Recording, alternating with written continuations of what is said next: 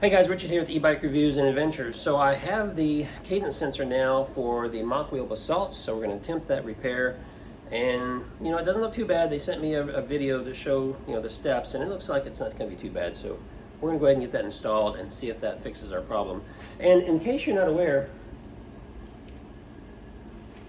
this is the sensor, the torque sensor that they sent, whereas this is the cadence sensor. So quite a difference here. I was a little surprised at that, not being familiar with sensors at all. So I'm going to invite you to come along with me, and we're just going to see if we can get this swapped out.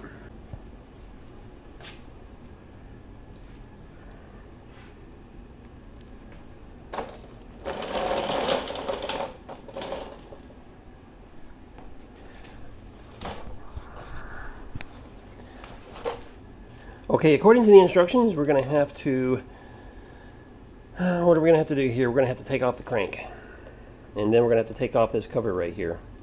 And then inside there, we'll be able to get to the sensor to replace this. So that's what we need to do. They did send me a tool to remove the crank. So we're going to attempt that right now. That's what I'm going to need here momentarily. Let's figure that out. Maybe one of those.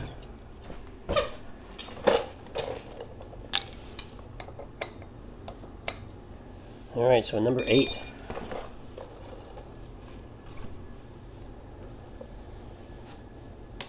Well, that was easy.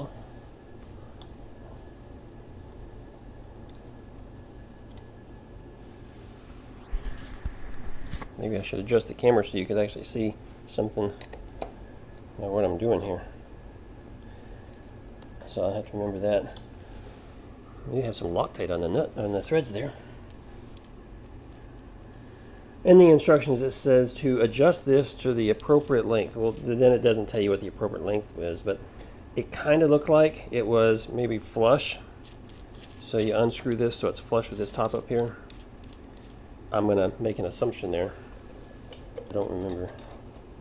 I'm sure it should. There it goes. Alright, so that attaches to the actual crank because there's threads on the inside of the hole. So that makes these two, one and the same. They're connected now. And now I have no idea what this is for. Woo. But now we're going to turn the inside part of this tool, and it's going to actually put pressure on the shaft, and it's going to force this to come off. Question is, now I need something for that.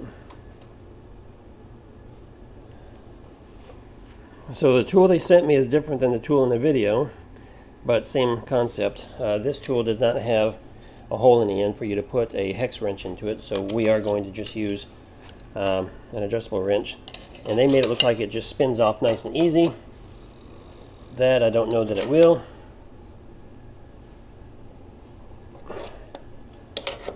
A fair amount of force there. Now it's starting to loosen up. So yeah, I think we're about there. Alright, there we go. That came off nice and easy. So, I'll just leave that there for now. Now we need to take these off. 3 does it. Alright.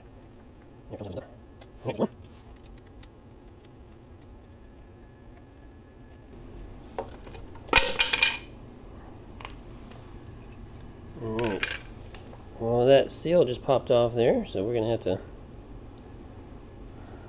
make sure that goes back on okay. Now, here's our controller shoved in here. And we'll take that out. And let's check out the wiring. Make sure everything looks okay. Probably. This one is supposed to, there's the sensor, we're supposed to just be able to pull this off.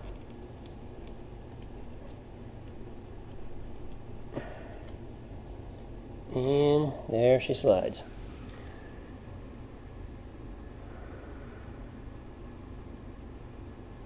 Alright, so yeah, it looks like the sensor's bad.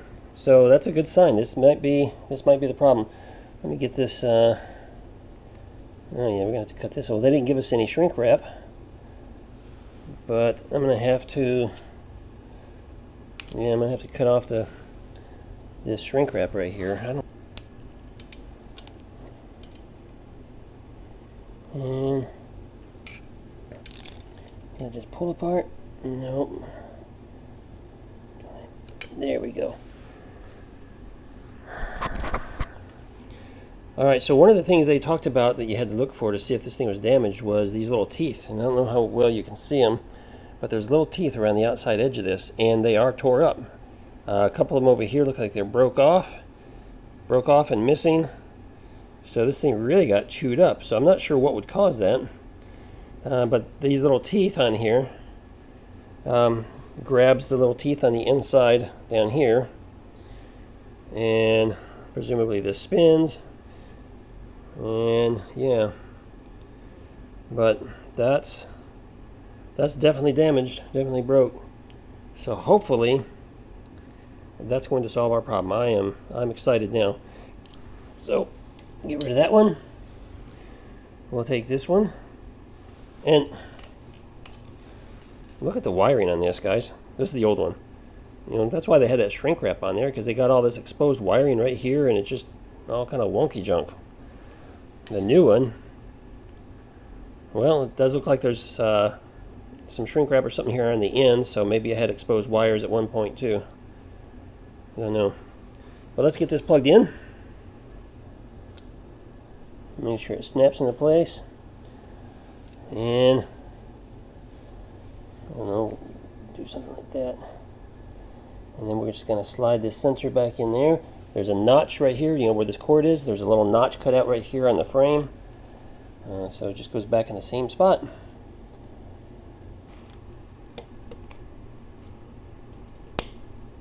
There it goes.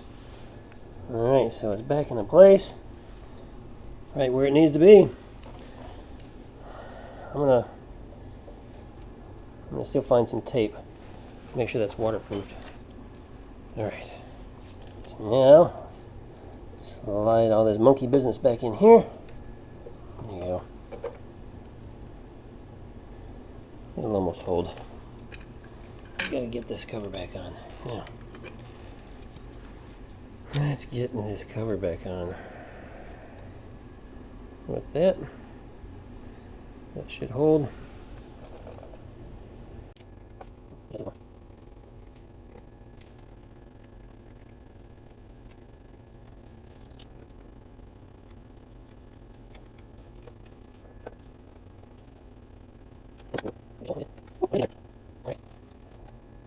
Right. That wasn't too bad, was it? Now we just need to get the crank back on. And I think this has to come out. And we want to make sure it's opposite of the crank on the other side, so something like, yeah, that's opposite. And let's see if this will get started. And if that'll start, it should pull it on.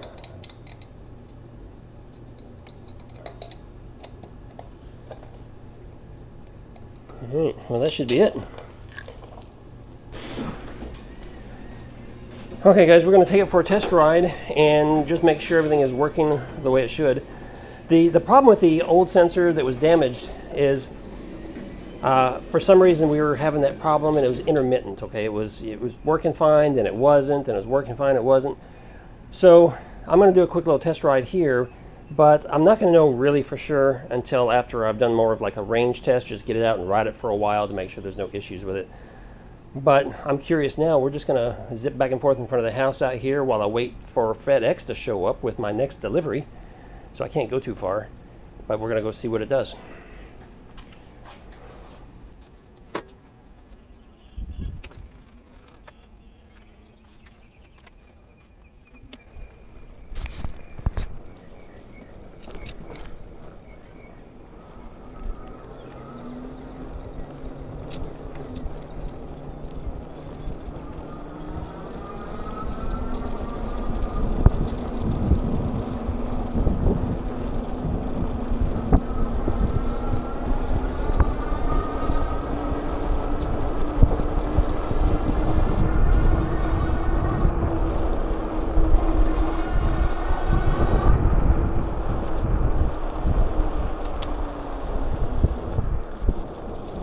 right, that is looking good so far. Very smooth, no issues at all. If you remember some of the problems I was having, the pedal assist was just going out. I couldn't go like over 10 miles an hour on pedal assist. Now it seems to be working real well.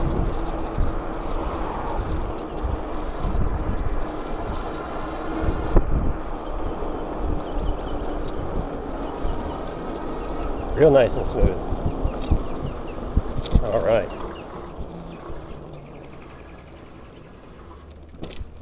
So like I said, we can't take it too far since we're waiting for the other half of the Mojo trike to show up. But hey, at least things didn't fall apart going down the road, and it moved when it was supposed to move, so that's a good sign. So despite all the trouble I've had with Mokwheel, with their very poor customer service, a lot of people have reached out to me and asked, but you know, about my experience. Every one of them I have told, I love the bike. And everybody that has purchased these bikes that haven't had any trouble at all with them, absolutely love this bike. And after having been able to test and review some different, a couple of different brands now, different bikes, I still like this bike. It's such a good quality bike. It's just so well built, and there's very little that I would do differently if I was going to build it myself. So yeah, I do like the bike a lot. It's just unfortunate that the company is just chasing the next sale. They're just chasing the next sale, and they forget about the people who have already purchased that need some type of support, whether you're waiting for accessories or you're waiting for parts because something went wrong. Things sometimes go wrong. I'm a reasonable guy. You can buy a brand new product off the shelf and it just be bad, or something on it breaks, and that's understandable. But just looking at the quality build on this bike compared to the quality of some of the other ones, this does not feel cheap in any way. And that's one of the reasons why I love this bike. It's such a smooth ride. It's big. This is the first generation. Overall it's just really big. But yeah, I gotta sacrifice something. I've got to have more room in the garage to be able to accept more bikes, and so this is just on the chopping block. This is on the list to sacrifice. But yeah, that's where we're at. But hey guys, I'm happy so far. It looks like the repair may have worked. I've just got to get it out and do a long range test to make sure it has. And if anything were to change and I still have problems with it, I'll get back with you and I'll let you know. But if you don't hear from me, then that means this was a done deal and that fixed our problem.